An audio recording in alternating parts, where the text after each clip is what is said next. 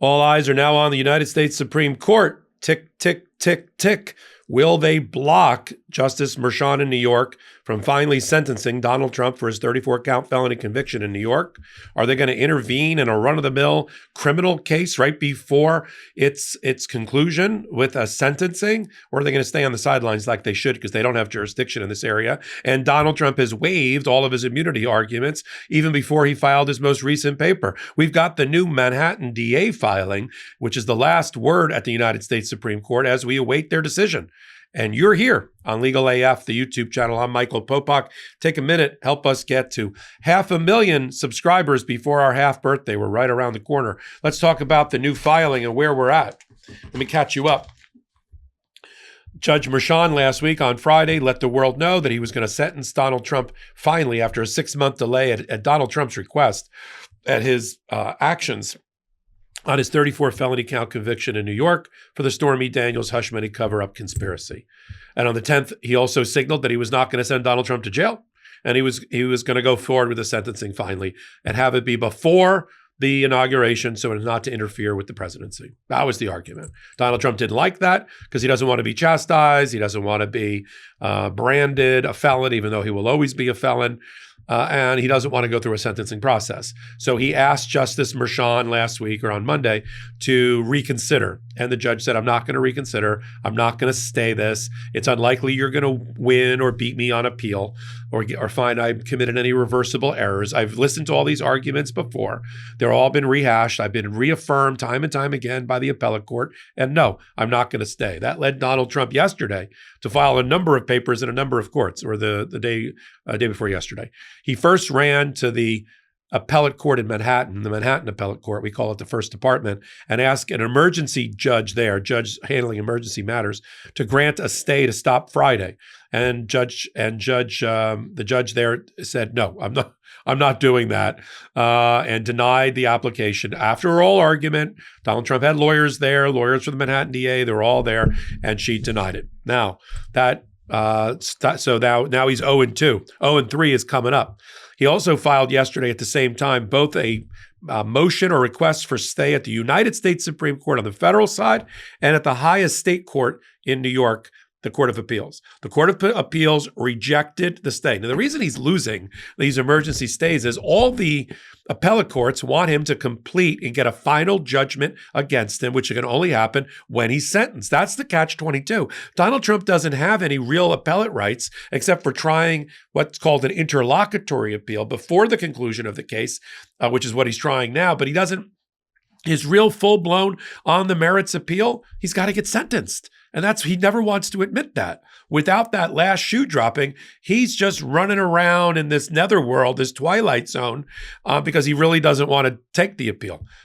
But the appellate courts want him to. So that's why he keeps losing at these appellate courts. They want a full record. They want full briefing. They want him to get sentenced to conclude the case so they can handle the appeal. And then Donald Trump, anything he preserved at trial, and some things he didn't, that he forgot to, he'll argue. He can argue on appeal.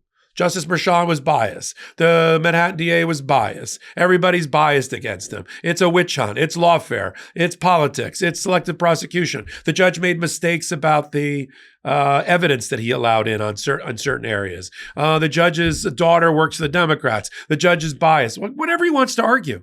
Nobody's taking away his appellate rights, but he's got to get the sentencing done first. That's why he keeps losing at the 2 New York appellate levels. Now he's trying the extraordinary situation where he lobbed in a grenade to the United States Supreme Court, which I'm not sure they want, asking them to jump over levels of state and federalism, interfere with a criminal case that's not completed in state court, where the appeals have not been exhausted or completed. There's no complete record. You see where this is going? And they want him, he wants the court to interfere and all that and stop Friday to give him time to prosecute his appeal. But the reasons that the immunity decision that he's hanging his hat on is not applicable is because Donald Trump waived his argument on immunity. I've said this time and time again. In briefing that Donald Trump filed 2 years ago in federal court in front of Judge Hellerstein in a related case where he was trying to get the whole case brought to federal court, he conceded that everything in the Stormy Daniels case that he's alleged to have done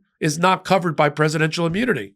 So he concedes he has no immunity. He's left with arguing about evidence, certain pieces of evidence, whether it violated the immunity decision. But that's like a very narrow, discrete item that has to be completed in the state court system to complete a record on appeal. That's all roads lead back to New York and New York State appellate courts at the highest level making this final decision, not the Supreme Court weighing in now like there's some sort of super trial court or super appellate court with an incomplete record making decisions. This is an improper application of that immunity decision, as bad as that immunity decision is for democracy. But I don't think John Roberts, this is my prediction, I don't think John Roberts is going to lead the charge to get involved again and let Donald Trump avoid sentencing while immunity is being considered. Because the only immunity issue is evidence. And that's not for the appellate court to decide. Let me read to you for some briefing here in the Supreme Court by the Manhattan DA. This is the last word. There'll be some other people that are going to try to file some briefs in support with the court, but they're ruling fast. Supreme Court said they're going to rule on this later today or tomorrow morning about whether that sentencing is going through. Here's what the appellate court, here's what the Manhattan DA had to say. This is on page 3. Defendants' claims that the state trial court improperly admitted evidence of defendants' official acts during the trial in violation of this court's holding in Trump, the Supreme Court's holding in Trump, that certain testimony or private records of the president or his advisors are inadmissible at trial. But this type of claim, although ostensibly based on immunity, does not support an interlocutory appeal or an automatic stay pending appeal because it is not an argument that defendant is immune from suit on the underlying criminal charges. It's just an argument that certain evidence shouldn't come in. And therefore, there's no temporary immunity right now as a president-elect, and there's no to stop the sentence. And this is not what the Manhattan DA is telling the Supreme Court is this is not what your worry was with the immunity decision from the summer. You were worried about a sitting president or somebody who left being prosecuted from the beginning about acts that appeared to be official conduct of the president, core constitutional conduct or what. And you wanted the courts to sort that out before he goes through a prosecution, an indictment, a trial, and a conviction. But that's not procedurally what's going on in the New York case. He was already convicted prior to being president. So it doesn't impair or impede anything or any of the rationale, public policy behind the decision. That's why I think that just reading through this brief again, I think the United States Supreme Court is going to should certainly deny this application for stay. They should not interfere with a state court criminal proceeding that's not complete. They should require it to be complete and then determine whether there's any constitutional immunity issues that remain.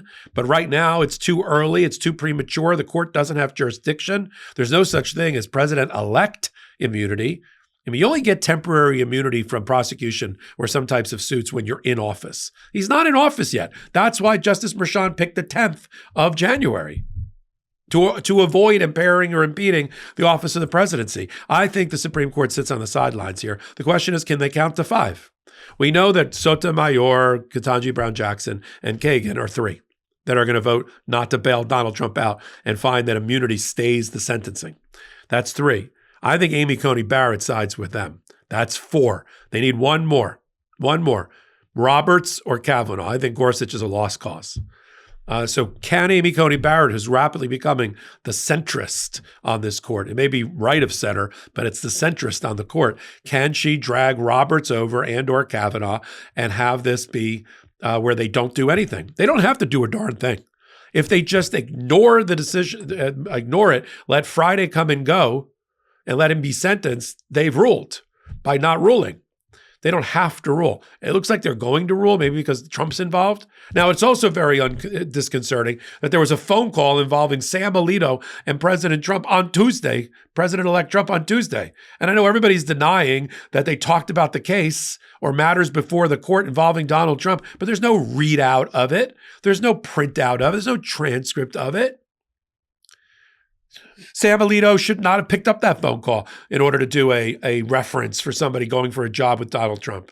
I mean, if listing Sam Alito isn't enough to get you the job, then you should, but there should be phone calls, especially when it's Donald Trump and he has matters pending before the United States Supreme Court as they are talking. I'll continue to follow it all right here on Legal AF, the YouTube channel. Hit the subscribe button. Really, it does help us. The bigger we get, the more your voice is heard. Follow everything here on Legal AF, the YouTube channel that I'm curating. I have it's sort of a podcast, Popok Live, Tuesday nights, Midas Touch, Eastern Time. It's far-ranging. I'm unplugged. I take questions. I give answers. I don't take prisoners. Popok Live, Tuesday nights, 8 p.m. Eastern Time, YouTube, and then we're going to set up an audio podcast for a feed for that very, very soon. So until my next reporting, I'm Michael Popok. In collaboration with the Midas Touch Network, we just launched the Legal AF YouTube channel. Help us build this pro-democracy channel where I'll be curating the top stories, the intersection of law and politics. Go to YouTube now and free subscribe at Legal AF MTN. That's at Legal AF MTN.